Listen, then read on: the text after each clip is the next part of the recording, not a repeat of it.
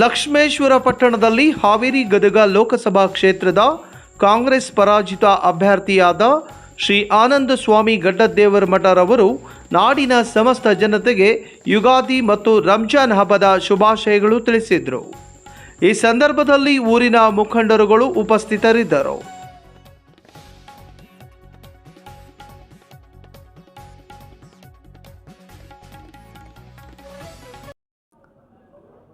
ನಮಸ್ಕಾರ ಆತ್ಮೀಯರೇ, ತಮ್ಮೆಲ್ಲರಿಗೂ ಯುಗಾದಿ ಹಬ್ಬದ ಹಾಗೂ ರಂಜಾನ್ ಹಬ್ಬದ ಹಾರ್ದಿಕ ಶುಭಾಶಯಗಳನ್ನು ಕೋರುತ್ತೇನೆ.